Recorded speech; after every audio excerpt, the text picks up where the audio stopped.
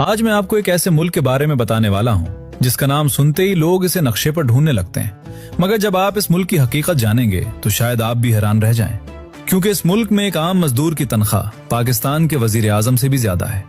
एक ऐसा मुल्क जहां पूरी पब्लिक ट्रांसपोर्ट बिल्कुल मुफ्त है और जहां अमेज़न, नेटफ्लिक्स और पेपाल जैसी दुनिया की बड़ी कंपनियां अपने यूरोपीय दफातर रखती हैं, क्योंकि यूरोप ने कारोबार, टैक्स और दौलत के हवाले से ये मुल्क एक खामोश ताकत समझा जाता है।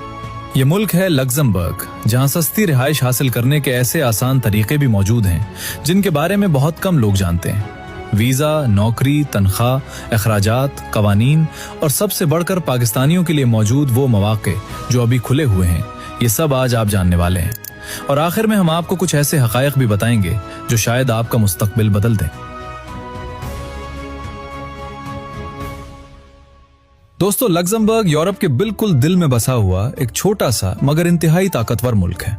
तीन तरफ से फ्रांस, जर्मनी और बेल्जियम ने उसे घेरा हुआ है, यानी ये मुल्क यूरोप के सबसे बड़े और अमीर ममालिक के बिल्कुल दरमियान में बैठा है।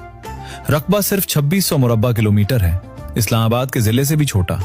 आबादी सिर्फ 6,50,000 के करीब है, यानी लाहौर के एक बड़े मोहल्ले जितनी। मगर इस छोटे से मुल्क की फीकस आमदनी दुनिया में सबसे ज्यादा है, तकरीबन $1,20,000 सालाना फी शख्स। अमेरिका पीछे है, जर्मनी पीछे है, बर्तानिया पीछे है, लेकिन लग्जमबर्ग सबसे आगे है।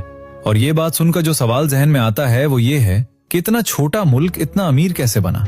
यही सबसे दिलचस्प कहानी है। 20वीं सदी के शुरू में लग्जमबर्ग की सारी मईशत फौलाद यानी स्टील पर चलती थी। यूरोप भर में जो इमारतें, पुल और रेलवे बनी, उनमें लग्जमबर्ग का फौलाद लगा। फिर जब दुनिया बदली, फौलाद का दौर खत्म हुआ, तो लग्जमबर्ग ने वो किया जो बहुत कम मुल्क कर पाते हैं। उसने अपने आप को मुकम्मल तौर पर बदल लिया।